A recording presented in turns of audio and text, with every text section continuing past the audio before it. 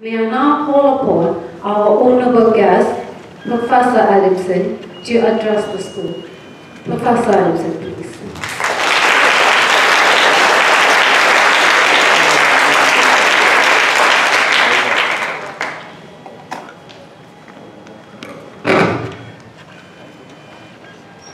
School principal, distinguished guests, teachers, parents, and especially students. Thank you so much for inviting me to be here today. It's a wonderful privilege to come to the school. I'm particularly pleased to be in a Bowlham Cook school because I would like to acknowledge the huge debt that Hong Kong owes to Bowlham Cook for its magnificent work in society and education in particular. I'm also delighted to be at this particular school, the Laws Foundation Secondary School, because of the reputation that you have earned through your hard work and your contributions you have made to education. You are now graduating as students from this school. You have made your contribution to the school's reputation. Today is a special day. You're beginning to fly. You're beating your own wings and you're leaving the nest of your school and you're beginning to leave the nest of your family. This is the beginning that we as educators have been working for. The day when we can say farewell and watch you become independent, creating your own lives and following your own dreams. But you should remember that your school, just as your family, is always here for you. Don't forget your school, just as you never forget your family.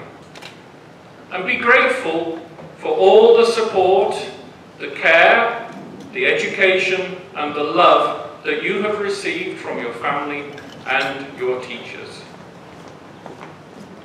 Now you're facing the big, wide world. Maybe you feel a little bit nervous about your future. Maybe you feel excited, or both. What do you need as you go out into the world of the 21st century? The world is changing so quickly. The way that young people do life is very different from the way that we did life when we were your age. We didn't have mobile phones. We didn't have computers. I used to write my essays by hand using something called a pen. We didn't send emails or WeChat or WhatsApp. We used to write letters. And the world of travel has changed. The opportunities for people to go outside and discover the world around is far greater now than it was in the past. So there are many opportunities. But to make the most of opportunities, you need to take risks.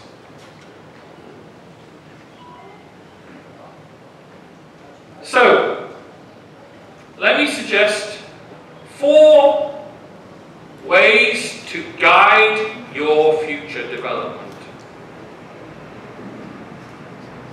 Learning to be, learning to know, learning to do, and learning to live together. Now, these are not my ideas. They come from a very wise Frenchman. And they have guided the United Nations thinking about education. So these are the 4 pillars of learning which you will take with you throughout your life. Now, one of the major skills you need is multilingualism and intercultural skills. Already you are multilingual. In Cantonese, Putonghua, English, and maybe other languages as well. This is of great value in your future. The more languages you know, the brighter you are. The more languages you know, your brain works more efficiently. So continue your language studies. And with that, intercultural skills. We need people in Hong Kong who can move across, between, and within different cultures. In this way, we can create greater harmony and greater understanding.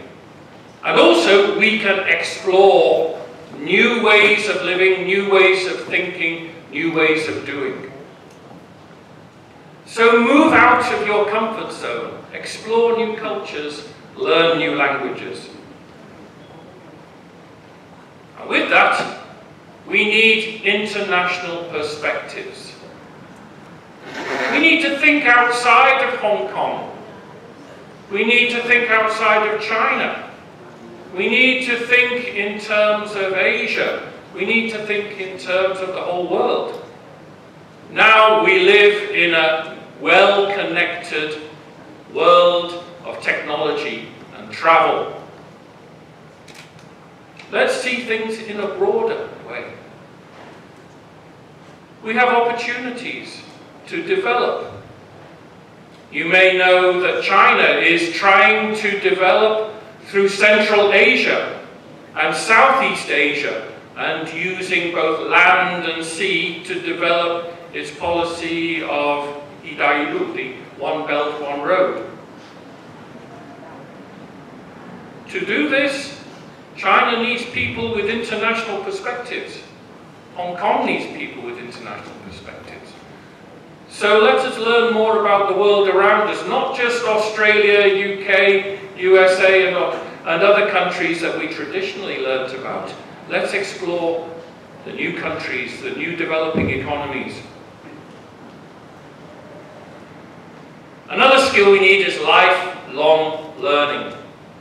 In my university, every year we have 200 retired people coming to study with our undergraduates. They come because they want to learn more. They don't see education as just being for young people. It's for everybody. My father told me on the day that he retired as a school principal, you know, he said, even on my last day at work, I realized there is still so much to learn. So keep that spirit, always looking for new opportunities to learn. I noticed this school that puts a very strong emphasis on education for sustainable development. This is a major challenge of the 21st century. How do we make our environment sustainable? How do we make our culture sustainable? How do we make our communities sustainable? And this is a challenge that we look to you to tackle in the years ahead. Now, to do all these things, you need soft skills. Not just hard knowledge and technical ability. You will need resilience. Resilient power to handle challenges and difficulties and to keep going. EQ, your emotional strength. And you need to be able to solve problems. Think on your feet. Be able to be creative. Think of new ideas. And above all, be willing to take a risk. Of course, IT. Already you are way ahead of many of us in this room. I always turn to a young person when I have a technical problem, and I'm learning so much, and I'm always being told by my children how way behind the times I am. But you need to keep these going. Information technology will continue to accelerate and develop.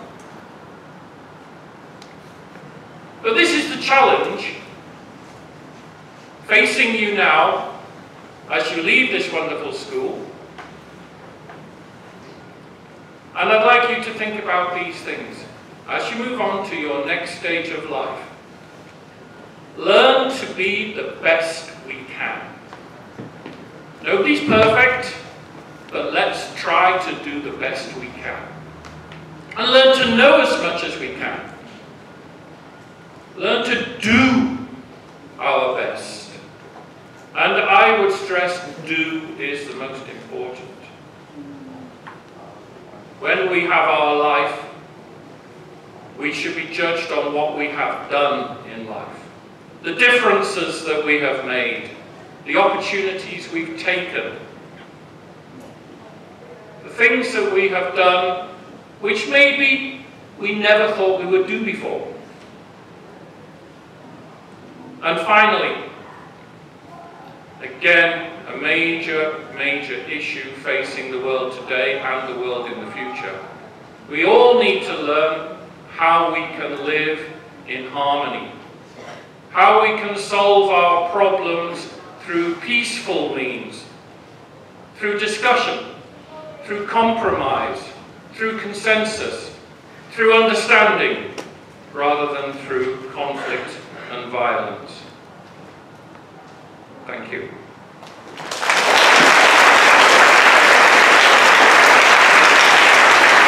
Thank you, Professor Adamson, for your valuable advice.